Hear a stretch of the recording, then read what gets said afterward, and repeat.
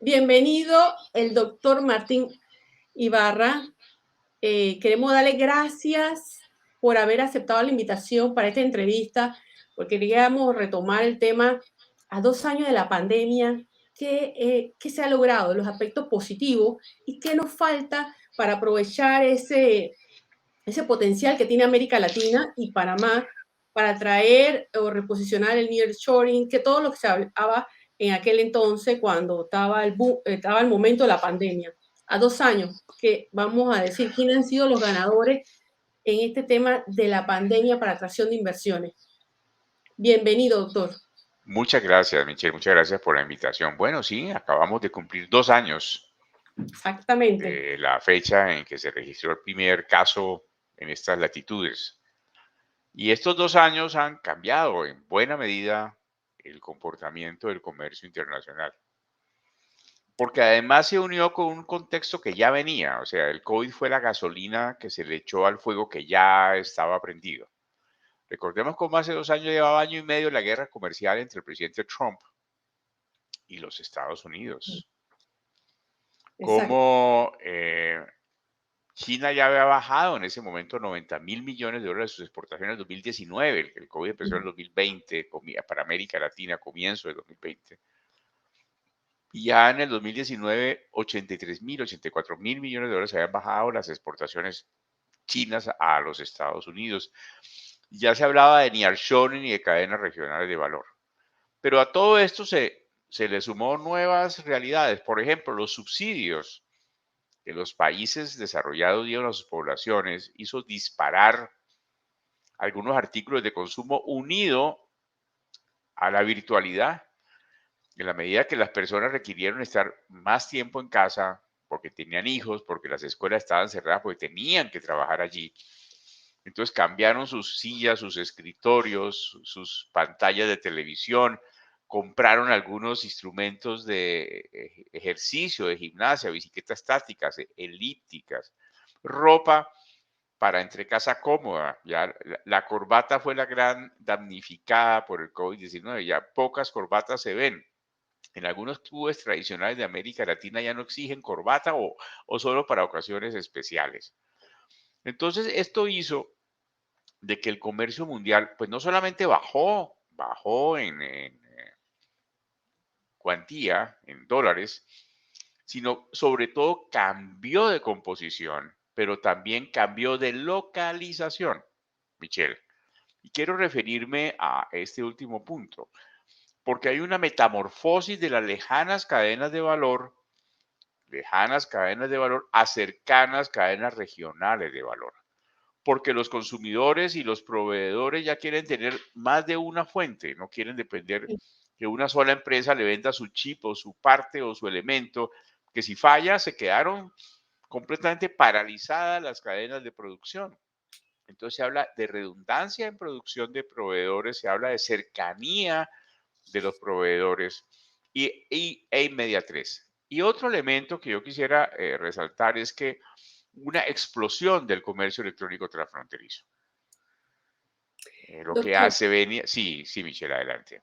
doctor, pero en América Latina, en estos 2 años que ya se cumplen, ¿quién han sido realmente los ganadores No, a las varios. inversiones? Ha habido varios ganadores. O sea, como te decía, el comercio, aunque bajó un 5% eh, durante la pandemia, cambió composición, pero hay productos que crecieron como los agroindustriales. Tenemos 4 países de América Latina que están exportando más de $1.000 per cápita en agroindustria, Michelle, como es el caso de Costa Rica, de Uruguay o de Chile, por ejemplo, ¿sí? Y eso es fantástico. Y también, por ejemplo, México, el 2020 trajo 13.000 millones de dólares de nuevas inversiones. Hace poco tuve la oportunidad de estar, hace 2 semanas, en Costa Rica, en el Foro Centroamericano Inmobiliario, donde fueron varios paisanos tuyos de proyectos inmobiliarios muy importantes y veíamos cómo, por ejemplo, México, en los 2 años de pandemia, creció 7.4 millones de metros cuadrados de nuevas instalaciones. Pero cómo el comercio electrónico sobrepasó la ocupación, el delta de ocupación que tenía antes la industria automotriz, al igual que los elementos electrónicos. Entonces ahí podemos ver de manera palpable la nueva realidad del comercio en que es más entre los aliados, entre los vecinos. Ya todo esto se sumó a una orden presidencial de Biden, presidente Biden de los Estados Unidos, que le ordena a las empresas norteamericanas o comprar en Estados Unidos o comprarle a países amigos, ojalá con acuerdos de libre comercio. Un Todavía, poco leyendo entre líneas, el presidente Biden no quiere que ciertos elementos estratégicos para la salud, para la alimentación o para la vida diaria norteamericana dependa de países que no sean amigos. ok, Entonces ya no estamos hablando de nearshoring solamente, sino estamos hablando de friendshoring, hacer negocios con los amigos. Y en un documento que escribió el presidente Biden hace en febrero del año pasado, hace un año exactamente, habla de que los principios activos farmacéuticos, los chips electrónicos, el litio para baterías eléctricas, partes para vehículos eléctricos, acero, hierro, vengan de países amigos. Entonces viene una orden política de hacer negocios con los amigos, Michelle. ok, entonces hay una gran oportunidad para América Latina. Definitivamente. Pero solamente en agroindustria fue el gran, se No, concentró. no, lo vemos en todo. Hay países, mira, por ejemplo, lo que está ocurriendo ahorita en el Triángulo de la Democracia del Caribe. Como tú estás enterada, se unieron tres países: Panamá, República Dominicana y Costa Rica, que son países de orientación democrática, y le propusieron a los Estados Unidos hacer una alianza. Los tres países tienen acuerdo de libre comercio con Estados Unidos para atraer inversión y promover exportaciones, y promover empleo y promover desarrollo. Yo tuve la oportunidad de estar en el lanzamiento de ese programa en República Dominicana en diciembre, comienzos de diciembre, y ahorita a final de este mes va a ser en Costa Rica la segunda reunión, en donde los tres países, Panamá incluido, se unen para integrarse hacia afuera, no entre sí, no para venderse corotos entre sí, no, para unirse para ver cómo son más eficientes y cómo atraer más inversión extranjera y cómo generar más desarrollo. Esos son ganadores. Y lo que vimos en el foro de centroamericano de zonas francas y parques industriales hace 2 semanas fue increíble. No hay metros cuadrados desocupados en Costa Rica, por ejemplo, de zonas francas. Están a $8 metro cuadrado, bodega AAA, que eso era algo nunca visto. Están haciendo nuevos parques, no solamente en Costa Rica, nuevos parques en Honduras, nuevos parques en El Salvador y además parques sofisticados, parques de comercio electrónico, parques de data center, lo que se llama cloud zones, parques de negocios, BPO, call center, etcétera. Entonces vamos bien, yo diría que vamos bien, Michelle. A 2 años de la pandemia, Panamá ganó mucho terreno durante esos 2 años en lo que es, lo que es materia portuaria. Realmente se consolidó como un gran centro de transbordo de carga. Eh, pero en la parte de parque logístico, zonas francas, la misma conexión no fue tan agigantado. ¿Qué falta? ¿Qué nos hace falta entonces? Probablemente se colocan más metros cuadrados en zonas francas industriales y de servicios en Dominicana, en República Dominicana y en Costa Rica que en Panamá, o que Panamá también va bien. Pero yo te diría lo siguiente: primero, Panamá tiene 9 regímenes diferentes de promoción de inversión. Tiene el de la zona libre de Colón, tiene el de Panamá Pacífico, tiene el de la agroindustria, tiene la ciudad del saber, las empresas multinacionales y otros más. Bueno, entonces, eso es muy interesante ver qué tan competitivo está para la realidad de hoy cada uno de esos diferentes regímenes que tiene. Y segundo, ¿qué le falta? Y precisamente hablaba hace unas semanas con Ámbar Ruiz, que es la directora de Zonas Francas, y con tu ministro de Comercio Exterior, de la gran importancia que tendría para Panamá tener una legislación moderna de comercio electrónico transfronterizo, que la mayoría de los países de la región están adoptando. Y si tú ves la historia, por ejemplo, de Colón fue esa: traían en contenedores para transformar en bultos y enviar bultos a los países vecinos. Hoy en día esos bultos se llaman paquetes. Y ya el señor Amazon, el señor Bezos y muchos otros más han conquistado ese mercado. Entonces, es adaptar el modelo de los bultos al modelo de los paquetes y sin duda Panamá se puede convertir en el epicentro del comercio electrónico transfronterizo de América Latina, porque tiene el puerto, los puertos, que sumados los del Pacífico y los del Atlántico, pues son los mejores puertos de América Latina de lejos, pero también tiene el aeropuerto de Tocumen, que aunque mueve mucho menos toneladas de carga, porque está más enfocada en pasajeros, no se te olvide, Michelle, que el 60% de la carga del mundo va en las panzas o barrigas de los aviones de pasajeros. No en aviones cargueros, no. Y en eso, y muchos de los pasajeros que pasan por Tocumen son hombres de negocios, personas de carry-on que no llevan 3 maletas. Entonces ahí hay mucha capacidad sobrante que pudiera utilizarse de manera inteligente en el comercio electrónico transfronterizo. Fíjate, por ejemplo, 2 proyectos que se están dando en América Latina. Uno en un socio muy cercano a Panamá, como es República Dominicana, que está creando una zona franca de comercio electrónico en Punta Cana para aprovechar los 7 millones de pasajeros que pasan por allí y van muy ligeros de ropa porque van en plan de playa. No llevan vestidos de paño, no llevan abrigos, no llevan sombreros, llevan cachuchas, llevan gorras, llevan todos elementos ligeros. Entonces están haciendo un gran centro de comercio electrónico entre Dubai Ports, que tiene el puerto, y los concesionarios del aeropuerto de Punta Cana. Algo parecido está ocurriendo en Salvador, aprovechando la gran logística de El Salvador. ¿Por qué no Tocumen? ¿Y por qué no la combinación mar-aire, que es fundamental? Mar para largos trayectos, aires para las últimas millas en el comercio electrónico transfronterizo, que es lo que hoy está mandando en el mundo. Doctor, precisamente con los múltiples cambios en la cadena de abastecimiento a nivel mundial, considera los puertos como puntos estratégicos para la creación de zonas especiales y de actividades logísticas, como el proyecto Talsal PPC, está Colón Logistic Park, que prestan servicios logísticos multimodales. ¿Cómo lo visualiza usted? ¿Cómo Oh, visualiza estos claro. dos proyectos? A ver, yo iría para atrás, Michelle. Tú sabes que América Latina está $1.000 por debajo del per cápita mundial de exportaciones. Si tú divides las exportaciones mundiales por el número de habitantes del globo, nos da $2.200. América Latina está en 1.200, 1.300, estamos $900, $1.000 por debajo. Entonces, cuando nos preguntamos en qué estarían representados esos $900 por los 660 millones de habitantes de América Latina, eso, pues probablemente gran parte de eso sea algo más de productos agrícolas, pero mucho más de manufacturas. Y todo eso requieren los puertos y los aeropuertos. Yo te diría no solamente puertos o no solamente aeropuertos, sino la combinación de los dos, que es lo que se impone hoy en día en el comercio internacional. Ese mecanismo híbrido de la combinación mar-tierra, mar para trayectos lejanos, aire para trayectos cercanos. Fíjate tú el caso del aeropuerto de Hong Kong. El aeropuerto de Hong Kong, el aeropuerto de Hong Kong con el puerto de Hong Kong.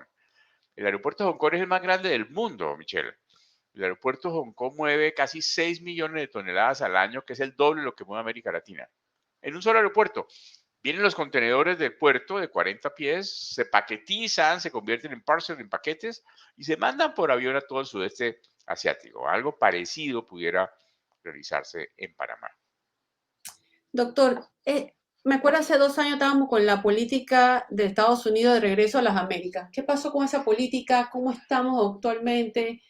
Eh, ¿Cambió Va, va de... muy, va muy bien, va muy bien por esos motivos, los motivos geopolíticos, han pasado 4 o 5 fenómenos que cada vez la impulsan más. Los vientos alisios están soplando nuevamente a favor de América Latina. Si yo te hubiera dicho hace 2 años, mira, Michelle, cierra los ojos por un instante y ábrelo en 2 años. Van a salir 120.000 millones de dólares de exportaciones de China por la guerra comercial, el arancel que todavía está vigente. Pese a que hubo cambio de gobierno de Estados Unidos, no le han desmantelado ese arancel a China. Los fletes van a aumentar por 5, aunque han bajado un poco, siguen siendo carísimos. No hay contenedores. Las empresas están exigiendo fuentes redundantes y además viene la geopolítica norteamericana que necesita generar empleo en América Latina. Entonces, todos estos elementos, la guerra con China, el COVID, la falta de contenedores por los exceso de bienes de consumo, la guerra de Rusia y Ucrania, son elementos que cada vez nos acercan más a la región entre sí. Doctor, el 41% de las exportaciones mundiales provienen de Asia. ¿Cómo robar ese mercado para que América Latina lo capture, para Panamá específicamente? ¿Usted cree que nos falta qué? ¿Nos falta educación? ¿Nos falta una política clara hacia robar ese mercado? ¿Qué nos falta? ¿Mano de obra Yo, calificada o costos muy altos? ¿Cómo te explicas tú, Michelle, que siendo América Latina, casi el 10% de la población mundial solo participe del 5% del comercio internacional? Algo nos falta centavo para el peso. Lo primero que yo te diría es, no todos los países se han puesto como propósito estratégico hacer del comercio internacional su objeto social. Si tú ves, por ejemplo, México lo logró con la visión del presidente Salinas de Gortari y pasó de 50.000 a 450.000 millones de dólares, multiplicó por 7 sus exportaciones. Pero, y por eso está por encima del per cápita mundial de exportaciones. Pero, ¿cuántos países de América Latina pasan del per cápita mundial de exportaciones? 4 o 5. Chile, Costa Rica, Uruguay y México, no más. Ni siquiera Panamá llega al per cápita mundial de exportaciones. O está ahí en el límite. Entonces, lo que yo te quiero decir es, y teniendo semejantes puertos, semejantes aeropuertos, semejante logística, el canal que atraviesa el país lo parte en dos. Entonces, lo que yo te diría, lo primero es visión, y esa visión la estamos viendo ahorita. Por eso yo hago tanto énfasis de la importancia del triángulo de la democracia, que es esta unión de los tres países, Panamá, República Dominicana y Costa Rica, para integrarse en ver cómo ser más competitivos, cómo traer más inversión, cómo generar más empleo y más desarrollo. Por ahí es la cosa. O sea, unificarse. Claro, si tú no te homologas con tu competencia, no has empezado el trabajo. Ok. Tenemos todo, resumiendo, recapitulando todo lo que nos acaba de comentar. El tema, ¿usted cree que sí se deben unificar todos esos regímenes de zona franca y parque logístico? Tenemos 9 mencionadas, alrededor de 9. Yo, mi, Unificarlos. mi sugerencia más que unificarlos es analizarlos, porque fueron creados en diferentes momentos políticos y fiscales del mundo. Es qué tan competitivo en el año 2022 es cada uno de esos regímenes. ¿Será competitiva la legislación de la zona libre de Colón hoy, que no prevé el comercio electrónico, no está incrustado en su ADN? ¿Será competitiva el régimen de Panamá Pacífico, que de pronto es más competitivo, que es mucho más reciente que el de Colón? ¿Será competitiva las empresas multinacionales o la ley de las zonas francas, que hay cerca de 17 zonas francas aprobadas y algunas de ellas activas en Panamá? Pues entonces, mi mensaje más que unificarlo o refundirlo, hacer un tutti frutti o una licuadora, es más bien analizar hoy, a la altura de la realidad mundial, del nearshoring, de las cadenas de valor regionales, del comercio electrónico transfronterizo, si están a punto o no están a punto, si tu teléfono celular tiene la última actualización o no, porque si no estamos actualizados, estamos con la versión anterior. Doctor, entonces, mencionando Costa Rica, Uruguay y Chile fueron unos grandes ganadores en estos 2 años de pandemia, lo que es zona franca, por la cantidad de agroindustria, las Y exportaciones México, agroindustriales. y México, el México, gran ganador ha sido México. México. Pero México es por su cercanía con los Estados Unidos, por la frontera que está ahí al Y lado. si yo te dijera que Panamá queda más cerca de la costa este de Estados Unidos que México, ¿tú qué me dirías? Que sí, además hay un flujo de barcos hacia allá bastante alto. ¿Cuánto demora un avión Ciudad de Panamá a Miami?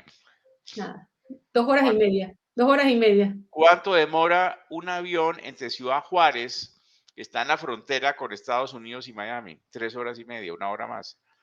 Hay tres clases de distancia, Michelle. La distancia geográfica, que ya no importa, la distancia económica, que importa, pero sobre todo la distancia psicológica, que es la más difícil de vencer. Muchísimas gracias por estos minutos que me ha regalado para esta entrevista. Próximamente hablaremos con usted sobre otros temas. Muchísimas gracias a ustedes. Con mucho gusto. Al revés, gracias por la oportunidad, Michelle. Que tengas una muy buena tarde.